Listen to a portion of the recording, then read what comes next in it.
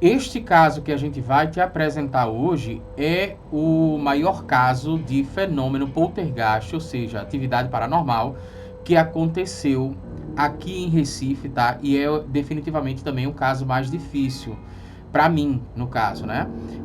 E eu tô falando da dificuldade não porque a história seja complexa para entender, mas porque essa história fala de pessoas que, enfim, eu conheço, eu morei no local.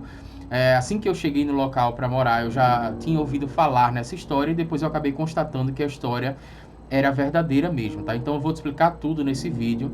Eu vou ter que ter muito cuidado, eu vou resguardar algumas informações que eu sei, mas infelizmente eu não vou poder passar a informação completa, mas eu vou passar a informação principal que vai dar para você entender o que foi que aconteceu no maior caso de fenômeno paranormal aqui de Recife. Sejam bem-vindos a mais um vídeo do nosso canal Lendas e Causos de Pernambuco. É um prazer imenso ter você por aqui. Você se interessa por histórias de assombrações? Você gosta de saber sobre lendas urbanas, né? Sobre fenômeno poltergeist, atividades paranormais, lendas rurais, os lugares mais mal assombrados de Pernambuco? Então você precisa se inscrever no nosso canal e ativar o sininho para receber as nossas próximas notificações. E caso você também se interesse por histórias de assombrações e lendas urbanas, lendas rurais de outros lugares, nós temos um canal paralelo que é o Cine Terrologia Cultural. Eu vou deixar o link aqui abaixo, você também, no final desse vídeo, pode clicar e pode se inscrever lá no Cine Terrologia Cultural. Lá a gente fala de histórias de outras cidades, de outros estados e até de outros países também, tá? Então vamos falar sobre esse caso aqui, que é um caso complexo para mim. Eu vou ter que ter muito cuidado para não repassar algumas informações, inclusive com respeito às pessoas com as quais eu convivi durante algum período, né? Então, trata-se de um edifício aqui. Esse caso aconteceu em 1985 e ele é tido, inclusive, até como, como eu já falei, como o maior caso de fenômeno poltergeist aqui de Recife. Não sou eu que estou falando isso, e isso é o próprio IPPP que considera, tá? O Instituto Pernambucano de Pesquisas Psicobiofísicas, que é um instituto, se eu não me engano, idealizado pelo Walter Rosa Borges, que é um parapsicólogo, um poeta, um escritor, enfim. Eu vou te contar a história toda, vou te contar do início, tá? Vou te contar quando eu cheguei nesse edifício, eu vou te contar o que foi que eu ouvi e eu vou te contar depois, com minhas pesquisas, o que foi que eu descobri, ok? Inclusive, a própria revista Veja, você vai ver aqui, que a revista Veja já fez uma matéria sobre esse caso, quando no cinema estreou o filme Atividade Paranormal 2. Então, quando houve a estreia, né, antes, inclusive, até um pouco antes de estrear Atividade Paranormal 2, a revista Veja fez uma matéria falando sobre esse caso do Walter Rosa Borges, tá? Antigamente, por exemplo, ele tinha um blog, se eu não me engano, sei lá, alguma coisa mais ou menos assim, walterrosaborges.blogspot.com, que é o parapsicólogo que teria resolvido ali aquela situação. E agora ele tem um site, né? Eu pesquisei no site dele, não tem mais essa informação, mas tem ainda na revista Veja. Eu vou deixar o link aqui abaixo, assim que terminar esse vídeo, você pode conferir essa matéria e aí lá você vai ter mais acesso a informações. Eu, né, por ter morado nesse edifício, por ter conhecido as pessoas, algumas pessoas supostamente envolvidas com esse caso, eu preferi realmente não passar maiores informações, tá? Vou falar basicamente o que foi que aconteceu aqui, para você entender o porquê que esse caso é conhecido como o maior caso, né, de fenômeno paranormal aqui em Recife e, consequentemente, em Pernambuco também, ok? Inclusive, tem até um caso lá em Canhotinho também, já me passaram essa informação de que e tem um livro falando sobre um caso lá em Canhotinho, então eu tenho agora minhas dúvidas se o caso de Canhotinho era uma casa lá. O caso de Canhotinho era uma casa e as pedras eram arremessadas para essa casa, em direção a essa casa, sem que ninguém tocasse nas pedras, né? E lançaram um livro também falando sobre isso, enfim. Moradores de Canhotinho, né, já me passaram essa informação. E eu estou correndo atrás desse livro para trazer aqui. Mas eu falei desse caso de Canhotinho porque agora eu já não sei se realmente é o maior caso de Pernambuco ou não. Eu sei que o maior caso de Recife é esse que a gente vai te apresentar agora. Então vamos lá, o que foi que aconteceu? Eu cheguei para morar num edifício no ano de 1993, né? Mais ou menos em setembro do ano de 1993. Esse edifício eu não vou te falar qual é, mas se você pesquisar aí na internet você vai conseguir descobrir, tá? Na verdade, é um edifício, muita gente passa na frente dele, muita gente passa na frente desse edifício. Ele fica próximo, por exemplo, do Parque 13 de Maio, ou seja, fica localizado ali no centro do Recife. E eu cheguei em 1993 para morar neste edifício. Já morei em vários edifícios no centro do Recife, né? Mas em 93 eu cheguei para morar lá. E eu era muito pequeno, as crianças ficavam brincando no estacionamento mesmo. E começou a rolar uma conversa, né? De que aquele prédio, aquele edifício era mal assombrado. Então, sabe aquele negócio de crianças, por exemplo, que se juntam? Eu lembro que às 10 horas da noite, as luzes se apagavam do edifício, né? Então, o prédio ficava todo escuro.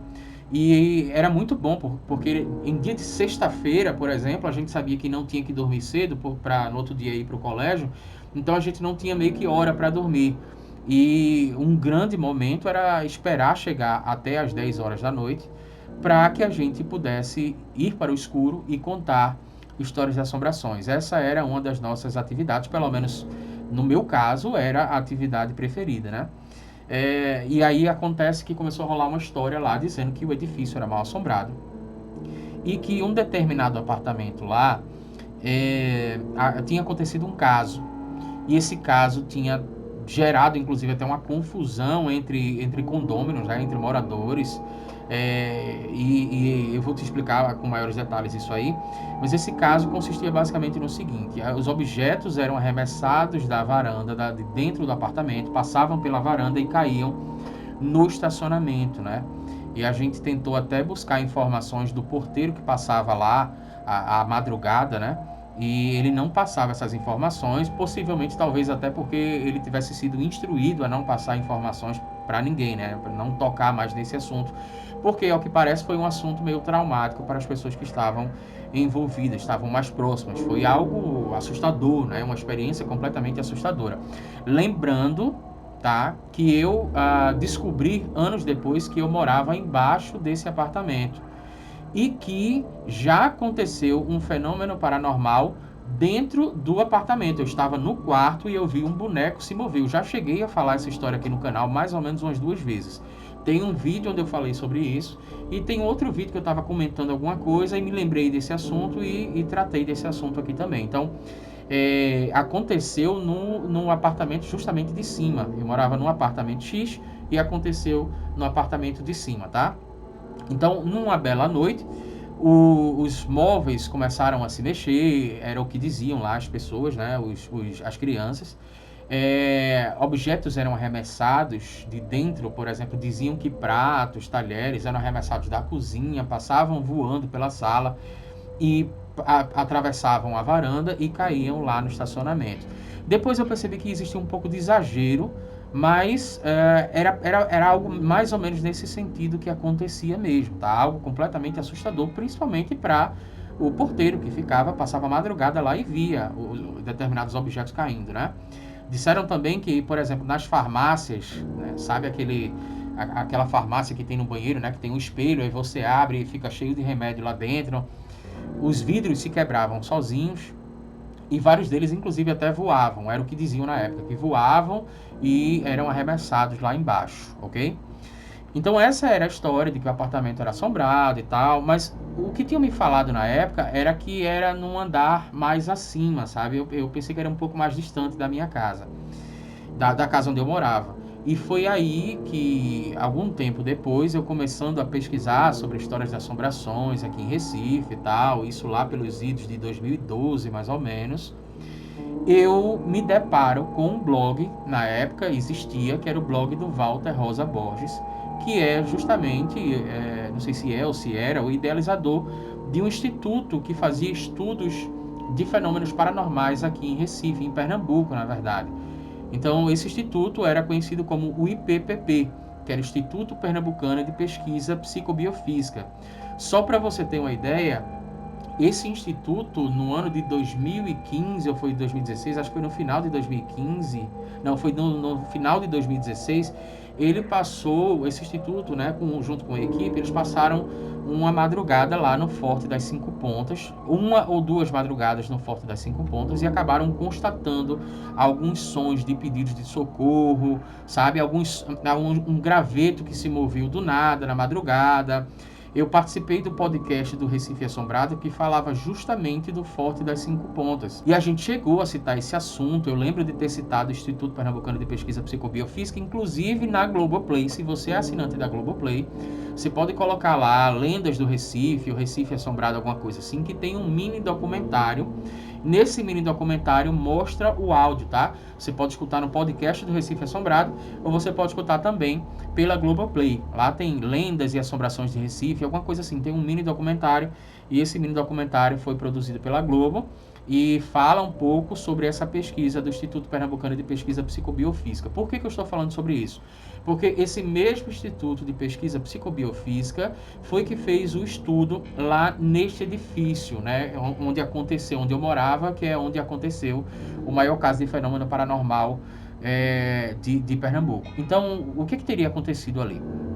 No dia 25 de dezembro de 1985, alguns objetos começaram a se mover dentro da casa. Isso é o que dizia o blog do Walter Rosa Borges. Inclusive, quem dá maiores detalhes também é a revista Veja. Lembrando que eu vou deixar o link aqui abaixo, tá? Para você pegar toda a história aí.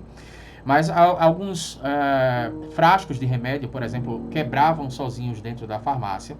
Isso realmente é a história que é relatada, tanto, no caso, era relatado na época, né, no blog existente do Walter Rosa Borges, como também tem lá na matéria da revista Veja. Os frascos, eles eram despedaçados, né, os frascos de vidro, eles quebravam sem que ninguém tocasse neles. Alguns objetos eram arremessados realmente para fora do apartamento e caíam lá embaixo, né, no estacionamento. Alguns objetos, por exemplo, entraram em combustão sem que ninguém tocasse, sem que ninguém se aproximasse, eles pegavam fogo sozinhos, né? Sem ninguém se aproximar, isso na madrugada, de noite e tal. Eu lembro de ter lido no site do Walter Rosa Borges que essa família saiu desse apartamento e foi dormir em outro. Porque se é a família que eu imagino que seja... E por que eu tenho essa dúvida, né? Porque quando a gente chegou lá no edifício, era um assunto que era... as crianças falavam, mas os adultos não falavam. A gente sentia claramente ali que eles não queriam tocar nesse assunto, tá? Então, inclusive até talvez em respeito, né, pelas pessoas que ainda estavam morando lá e tal. Imagino que hoje não estejam mais morando lá. Mas o fato é que essa família tinha 2 apartamentos, né, nesse mesmo edifício. Então, quando começou a acontecer num apartamento, segundo constava lá no blog do Walter Rosa Borges, eles saíram e foram dormir no outro apartamento. Foi na noite de Natal, inclusive, dia 25 de dezembro de 1985. Essa família frequentava, por exemplo, a igreja, que era a igreja, acho que Nossa Senhora da Piedade, que é a igreja, na verdade, que fica na Rua do Lima, quase em frente ali, na verdade, quase em frente não, em frente à TV Jornal, né? Ali existia um padre que, se não me falha a memória, era o Padre Guedes.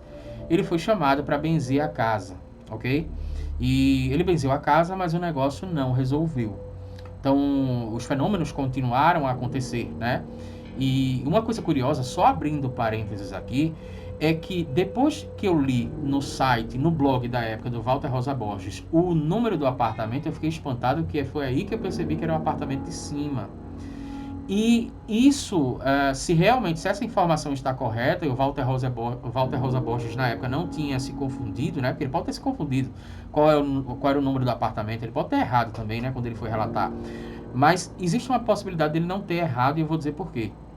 Era muito comum eu escutar, por exemplo, eu gostava de passar madrugadas assistindo filme de terror, principalmente nas férias, e quando eu ficava acordado de madrugada no apartamento, era muito comum eu escutar um arrastar de móveis, porque você está no apartamento, por exemplo, eu estou no apartamento aqui, se o apartamento de cima começa a arrastar móveis, eu escuto aqui claramente. Quem mora em condomínio, quem mora em apartamento sabe disso. Então eu escutava com muita frequência arrastar de móveis, o que não fazia o menor sentido, porque a pessoa que morava em cima era uma pessoa com idade avançada. E por que a pessoa com idade avançada frequentemente, quase que diariamente, decidia arrastar os móveis de madrugada. Então, isso era um barulho que era escutado com muita frequência. Um outro barulho que era escutado com muita frequência era de bolas de gude, como se uma criança estivesse jogando bola de gude em cima. Isso é uma outra coisa que me chama a atenção, porque não morava nenhuma criança na parte de cima. E à medida que eu for contando a história, você vai ver que essa história ela tem um indício, né, de que teria ali uma criança envolvida, ok? Então fica até o final que você vai entender por que dessa bola de gude e por que eu acho que essa bola de gude tem alguma coisa a ver com isso.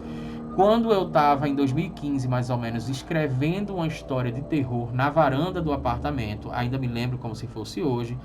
A sala é uma sala grande e ela tinha 3 luzes lá na sala, só tinha uma luz ligada, e eu estava na varanda, sentado num sofá que eu tinha colocado na varanda. Nesta época eu estava tomando um vinho e escrevendo no notebook uma história de terror. E o que aconteceu foi que na época eu tinha 2 cachorros, né? Cachorro salsicha, né? O pessoal chama. E esses cachorros, eles perceberam alguma coisa muito estranha no corredor. E não fazia também o menor sentido, porque não tinha ninguém no corredor. Eles ficaram com o dorso completamente arrepiados e ficaram meio que atentos, né, ao que aconteceria ali no corredor. Depois eles partiram para o banheiro que ficava no corredor lá, porque lá o apartamento tem 3 banheiros, né? No banheiro do meio, que era o banheiro do corredor, que seria o banheiro principal. Neste banheiro daí, a porta estava aberta, eles ficaram com o olhar fixados, como se estivessem olhando para alguma coisa, latindo muito e completamente arrepiados. Eu lembro que isso era um final de semana, e quem mora no centro do Recife sabe que no final de semana é muito tranquilo, é muito silencioso. Então, eu fiquei atento para saber se estava vindo algum barulho da rua, alguma coisa assim. Nada, não existia absolutamente nada, era tudo silêncio. Então, esses 3 fatos, né, me fizeram acreditar que o Walter Rosa Borges talvez tivesse realmente colocado o número do apartamento correto quando estava lá constando no blog. Pode até ser que no site dele tenha essa informação, mas eu definitivamente não encontrei, ok? Eu encontrei na época no blog do Walter Rosa Borges, né? Então, voltando à questão, o Padre Guedes visita a casa, ele benze a casa, mas não se resolve. Nos dias posteriores, os objetos continuaram a se mover, enfim, objetos continuaram a entrar em combustão. Segundo os relatos, inclusive da própria matéria da revista Veja, um pastor, ele também foi chamado, né? Pediu para que as pessoas aceitassem Jesus, que aquilo estava acontecendo, porque as pessoas não tinham aceitado Jesus e tal, tal, tal. Era a crença do pastor, enfim. Eu quero fazer um parênteses aqui pelo seguinte, porque teve um problema lá e talvez por isso as pessoas tenham silenciado nesse condomínio, nesse período. Qual foi o problema? Lá nesse edifício moravam alguns radialistas, inclusive apresentadores de televisão, e eu não vou citar o nome, tá? Mas se você pesquisar, você descobre. Tem um apresentador específico que ele tinha um programa de rádio e ele deu essa notícia na rádio sem autorização da família. E quando ele fez isso, atraiu outros jornalistas. Então, o edifício recebeu visita de jornais como o Globo, por exemplo, a Rádio Globo, Rádio Jornal e por aí vai. Então, várias rádios, né, e veículos de transmissão começaram a assediar, tentar entrar no apartamento e tal, e assediar, por exemplo, a família e os moradores locais. Isso causou um mal-estar e provavelmente por isso, na época, as pessoas decidiam não falar. A gente perguntava para os adultos, né, os adultos que moravam lá há mais tempo, e eles não falavam absolutamente nada, nem o porteiro, ele também não falava absolutamente nada. E nem adianta ir nesse apartamento, se você descobrir qual é, e perguntar para o porteiro da noite, porque já é outro, tá? Provavelmente já é outro, assim, até onde eu sei, é outra pessoa, e o turno mudou, o horário do quadro de funcionários mudou. A gente está falando de algo que aconteceu em 1985, ok?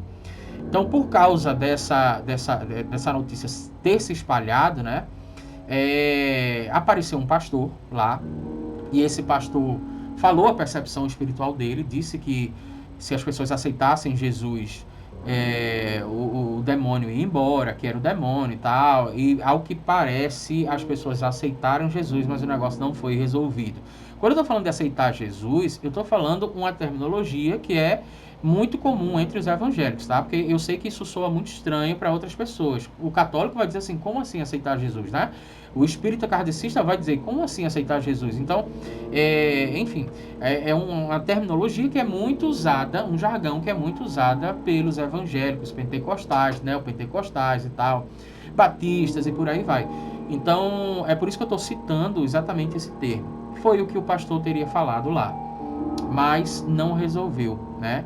Uma mãe de santo, por exemplo, ela teria cobrado na faixa de 1.500, eu não sei qual era o valor, a moeda corrente na época, em 1985, eu sei que não era o real, obviamente, mas ela teria cobrado algo que seria aproximado a R$ 1.500 hoje, no valor de hoje, né? Para poder resolver o caso, e eu não sei ao certo se a família pagou ou não pagou.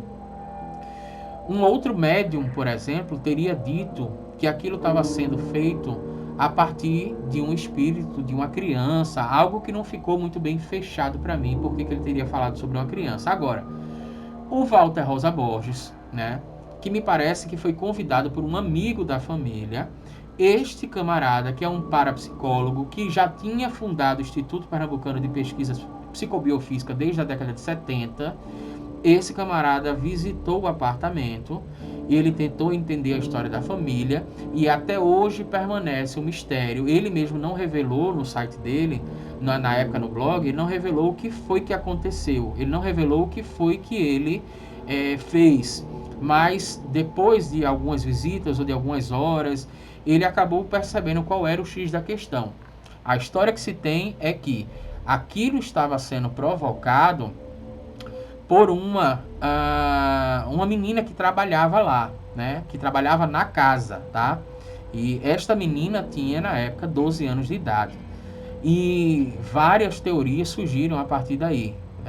Disseram, inclusive, até que o espírito de uma pessoa estava usando os poderes paranormais dessa menina que trabalhava lá e estava movendo as coisas para dar um aviso, né? Então, essa era a história mais contada, mas isso permanece um mistério porque o desfecho desse caso, eu vou até mostrar uma foto do Walter Rosa Borges lá no edifício, né? Ele está na frente do edifício já nessa época, inclusive.